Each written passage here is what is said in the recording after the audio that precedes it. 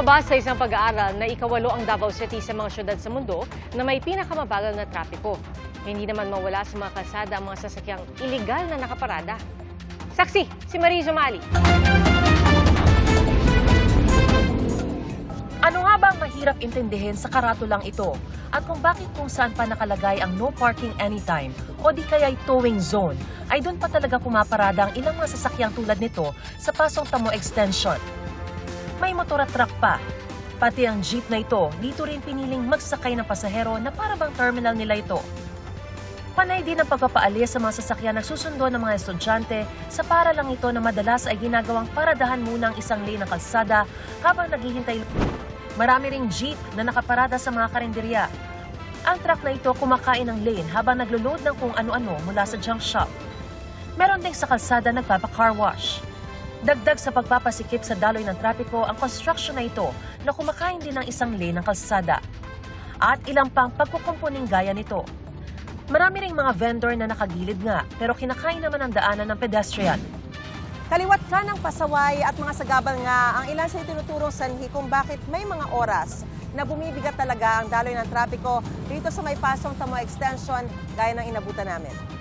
Wala kaming panigat kaya sila hindi natatakot na magpasaway dito sa Along Pasong Tamo Extension po. Gayunpaman, nagde-deploy pa rin daw ang Bantay Bayan Peace and Order ng Barangay Magallanes ng mga tauhan araw-araw para tumulong sa pagmamando ng trapiko. Ang mga ganitong sagabal ang lalong pang nagpapabagal sa daloy ng trapiko sa ilang pangunahing lungsod sa bansa. Sa inilabas sa Traffic Index 2024 ng Satellite Navigation Company na TomTom, lumabas na sa mga lungsod sa Pilipinas, pinakamabagal ang daloy ng trapiko sa lungsod ng Davao. Pang-14 naman sa buong mundo ang Maynila, habang pang-26 naman ang Caloocan. Para sa GMA Integrated News, Mariz Umali ang inyong saksi. Mga kapuso, nagbabalik ang epekto ng shear line sa ating bansa o ang banggaan ng malamig na amihan at mainit na easterlies na pinagmumulan ng makakapal na ulap. May mga kalat-kalat na ulan bukas sa Northern Luzon, Mimaropa at Bicol Region. Posible rin yan sa Eastern at Western Visayas pati na sa malaking bahagi ng Mindanao. Mataas pa rin ang tsansa ng baha o landslide dahil sa heavy to intense rains.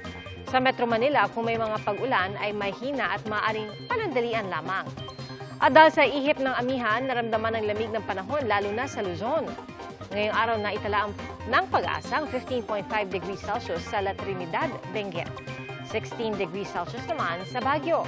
Ay sa pag-asa, peak ng amihan ngayong Enero at Febrero kaya asahang lalamig pa ang panahon sa mga susunod na araw o linggo. Mga kapuso, pasintabi po sa sensitibong balita, nalunok ng 81 anyos na lalaki sa Peru ang kanyang pustiso. Nangyari po yan sa gitna ng naranasang epileptic episode o kumbulsyon. Sabi ng isang doktor, inabot ng 4 na araw ang lalaki bago magpunta sa ospital dahil akala raw niya ay naibuga niya ang pustiso hanggang sa makaramdam siya ng pananakit at hirap sa paghinga. Tagumpay na naialis ang pustiso mula sa lalamunan ng lalaki. Nakalabas na siya sa ospital.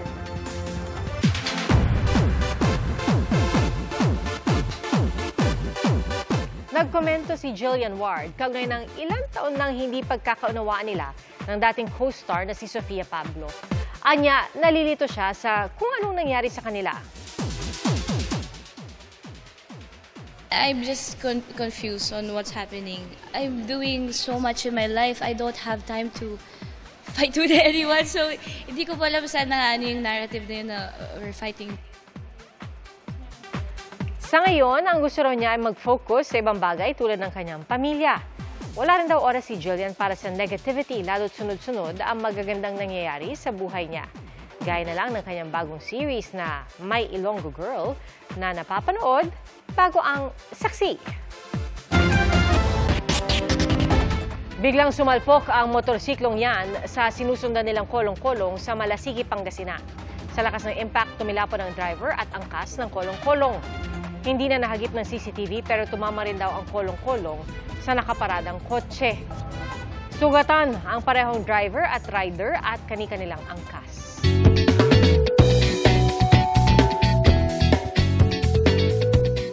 Perfect cuddles. Yan po ang hatid ng ilang pusa sa mga customer ng isang cafe sa Los Angeles, California. At ang target, alisin ang stress ng mga residenteng apektado ng mapaminsalang wildfire.